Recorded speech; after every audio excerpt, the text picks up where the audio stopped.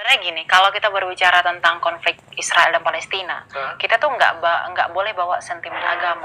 Jadi Yesus adalah orang Yahudi karena dia dari Yehuda. Orang Yahudi dengan agama Yahudi itu sama nggak? Zionis itu akhirnya mencoba mengembalikan tanah mereka lagi dengan cara menyerang Palestina. Oh, jangan dikatakan menyerang dong. Jadi, Itu tidak adil. Alkitab memang menyatakan bahwa pada akhirnya nanti Israel itu akan dipulihkan. Dalam artian begini, akan dimenangkan. oke. Alkitab mengatakan nanti seluruh dunia itu akan mengaku bahwa Yesus itu adalah Tuhan. Dan mereka itu akan masuk di dalam perjamuan itu. Aku boleh nggak tanya langsung? To the point dan langsung full. Boleh. Ya, saya terbuka. Kamu tim Israel atau tim Palestina? Saya harus katakan ini. Tapi bagaimanapun secara pribadi, saya harus ungkapkan ke teman. Shalom Elia. Shalom, dokter. Apa sih artinya Elia itu? Elia itu dari Ibrani artinya Tuhan adalah Allah. Oh benar ya, aku tuh lupa inget sih. Tapi Tuhan adalah Allah ya, Elia artinya ya. Tapi Tuhan di sana itu bukan Tuhan secara umum. Jadi? Tapi nama Hashem itu. Jadi Yod He Vav He adalah Allah. Oh oke. Agak nyampe gitu. Pelan-pelan aja ya. Jadi aku ada ngeliat di TikTok nih Elia, dan aku coba datengin ke sini untuk kita ngobrol tentang Israel versus Palestina. Mungkin dari sisi Alkitab mungkin ya. Tapi sebelum itu kita pengen tahu dulu nih. Saya pengen tahu dulu, siapa sih kamu itu? Bapak pendeta, pastor, frater? Bukan. Saya itu seorang apologet. Jadi kalau di TikTok itu kan saya sering live tuh. Nah, dan di dalam live saya itu saya bergabung dengan komunitas apologet lain. Misalnya dengan Al Hayat itu terhubung ke seluruh dunia. Apa itu? Apologet itu apa? Apologet itu, apologis itu yang memberi pertanggungjawaban iman. Nah, jadi kalau penginjil itu kan hanya sekedar memberitakan Injil. Tapi kalau apologet itu menjawab tuduhan-tuduhan atas serangan iman kekristenan. Seperti yang dilakukan para rasul. Oke. What are you? Kamu apa? Kristen Katolik? Katolik? Oh, aku Protestan. Protestan. Aku Oke. Lutheran, Kamu Protestan? Punya gereja? Punya gereja. Oke, bukan maksudnya kamu punya gereja pribadi No. nggak ada ya. Tapi umat Kristen yang mempelajari tentang teologi dari Alkitab. Betul seperti itu ya. Teologis dan historis. Teologi dan historis. Ini pertanyaan netizen ya, dan pertanyaan aku pribadi, tapi boleh ya. Cowok atau cewek? Saya cowok. Cowok ya, saya tahu. Panggilnya Mas ya. Iya, betul. Mas Elia ya. Soalnya ya gitu lah. Sorry ya sebelumnya. Oke, supaya saya bisa bertanya ya. Oke, kita mau bagi nih ya, karena kan aku sudah ngobrol nih tentang Israel dengan Palestina nih, dan aku ngelihat kamu kayak ada sisi sejarah yang aku pengen belajar. Ya, by the way, aku Kristen Katolik, Katolik. tapi agama aku nggak tinggi. Aku belajar sekolah sih sebetulnya TK, SD, SMA sampai SMA itu sekolah Katolik sih, tapi ya suka lupa ingat gitulah ya. Jadi mohon maaf ya kalau ilmu saya nggak nyampe ya sampai di situ ya. Nggak apa-apa, Jadi itu kan proses. Iya, saya pengen belajar. Saya pengen tahu tentang Israel versus Palestina, tapi ini mungkin dari sudut pandangnya umat Kristiani kali ya. Kristiani ya. Atau Yahudi dengan Kristiani itu sama atau beda sih sebenarnya? Beda. Maksudnya sebenarnya gini, kalau kita berbicara tentang konflik Israel dan Palestina, kita tuh nggak boleh bawa sentimen agama. Tidak boleh bawa sentimen agama. Kenapa? Sama sekali nggak boleh. Karena kalau kita lihat sejarahnya, Israel itu sudah eksis menjadi sebuah bangsa, satu-satunya bangsa di dunia sekarang ini nih, yang masih tetap mempertahankan identitasnya di dunia, itu hanya Israel. Apa tuh maksudnya? Jadi, makanya saya bawa Alkitab nih. Nah, sekalipun saya bawa Alkitab, mungkin teman-teman non-Kristen itu akan mikir bahwa kalau misalnya Elia Miron itu bawa sejarahnya dari Alkitab, oh berarti itu versi Kristen. Itu salah besar. Jadi? Karena Alkitab ini bukan tulisan yang metahistoris. Metahistoris itu artinya Alkitab itu didasarkan pada pandangan teologis semata, tapi tidak bisa dibuktikan secara historis. Oke. Israel itu sebagai sebuah bangsa itu sudah dibawa oleh Musa di dalam Torahnya itu. Jadi perjanjian lama kita ini itu sama dengan tanahnya orang Yahudi. Oke. Nah, jadi perjanjian lama kita dalam kanon Ibrani itu sama dengan isi kitabnya orang Yahudi. Jadi di dalam tanah itu ada Nevim, kitab para nabi, dan ada Ketuvim, dan ada Pentateuch dan tulisan Yosua. Oke.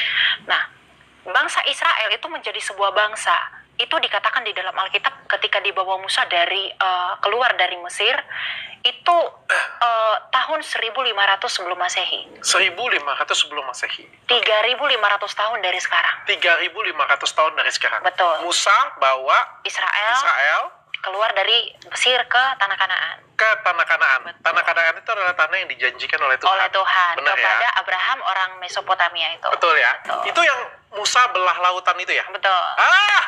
Ternyata agama aku kagak rendah-rendah banget. Jadi kayak, kalau aku nggak salah nih ya, jadi kayak Musa itu mimpin rakyat yang diperbudak pada waktu itu. Dia waktu itu jalan, dikejar-kejar oleh Firaun ya, kejar ya. Terus mentok nih, ketemu lautan nih, kayak gitu punya kan. Nggak bisa lewat nih kita nih. Terus dia ambil tongkatnya, dia belah lautan itu kan. Itu adalah masyarakat Israel. Oke. Itu kedua belas suku bangsa Israel itu dibawa di sana dan dibebaskan. Dibebaskan oleh Musa. Terus pergi ke tanah yang dijanjikan oleh Tuhan. Oke. Nah, agak bangga dikit. sejarah ini itu tidak hanya dari Alkitab. Kalau kita pengen tahu siapa itu Israel, apa itu Israel, bagaimana itu Israel, tidak boleh tidak seluruh dunia itu harus kembali ke Alkitab. Karena Alkitab itu sumber satu-satunya yang mengungkapkan siapa itu Israel. Jadi Israel itu adalah nama yang diberikan kepada Yakub. Jadi Israel itu dari bahasa Ibrani itu terbuat dari dua akar kata, Yisra dan El. Yisra itu artinya menang, El itu artinya Allah. Meskipun itu nama baru bagi Yakub, Yakub ini kan anaknya Ishak, cucunya Abraham. Nah, tanah Kanaan itu kan diberikan kepada Abraham. Nah, Israel itu sebagai sebuah bangsa itu sudah dikonfirmasi oleh Musa dalam Torahnya, bahkan dikonfirmasi oleh catatan di luar Alkitab. Misalnya ada catatan sejarawan kuno itu prasasti Firaun yang bernama Prasasti Meremtah pada tahun 1200 sebelum Masehi itu mengatakan bahwa bangsa Israel itu sudah ada. Bahkan bangsa Israel itu menjadi sebuah state, sebagai sebuah negara. Itu sudah eksis pada tahun 800 sebelum Masehi dalam prasasti Moab. Jadi kalau sekarang orang berperang tentang Israel Palestina, oh Israel itu tidak pernah eksis sebagai sebuah negara, oh kamu salah. Apalagi mengaitkan dengan agama.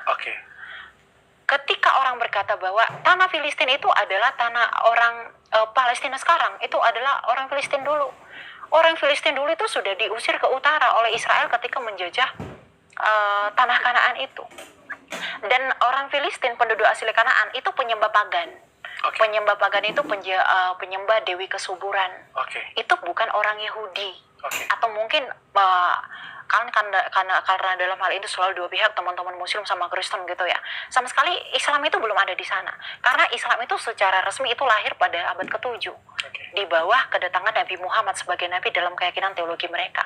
Nah, jadi kalau dikatakan Palestina sekarang itu adalah Filistin dulu, maka Filistin itu adalah penduduk asli tanah Kanaan. Mereka sudah punah di masa pemerintahan Raja Nebukadnezar kok.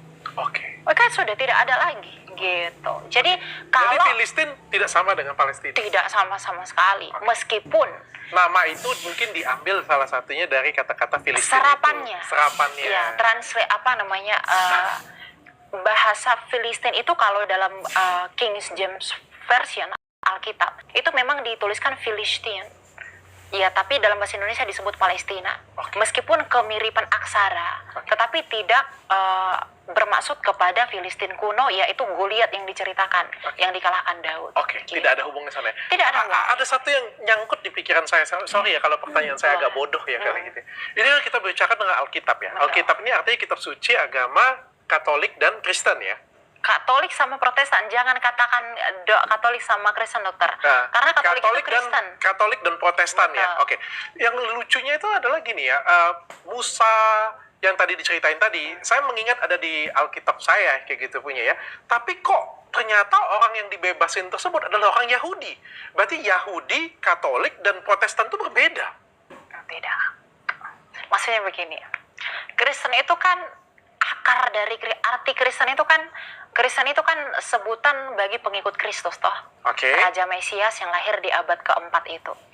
Nah, jadi orang pada masa itu menyebut orang yang mengikuti Kristus, raja itu sebagai, kalau orang Ibrani menyebutnya sebagai Mesihim. Kalau orang Yunani itu menyebutnya Kristianos. Jadi Yesus adalah orang Yahudi karena dia dari Yehuda. Orang Yahudi dengan agama Yahudi itu sama nggak? Yehuda dengan Yahudi itu satu pemahaman yang sinonim secara antropologi. Karena kata Yahudi itu berasal dari Ibrani Yehudi, dari Yehuda. Karena kan setelah masa pembuangan ke Babel kan orang-orang itu sudah mulai acak-acakan ketika Raja Koresh itu mengatakan bahwa oke, kamu boleh pulang ke tanahmu. Yang kemudian nanti mereka bangun bait suci kembali pada tahun 70 itu dilancurkan kembali oleh Saya itu masih nggak nyampe. Kamu jelasinnya terlalu libat otakku yang nggak nyampe atau apa? Yesus itu adalah orang Yahudi. Yesus orang Yahudi karena dia adalah keturunan Yehuda secara khusus. Makanya di dalam Berarti kita juga adalah orang Yahudi. tidak.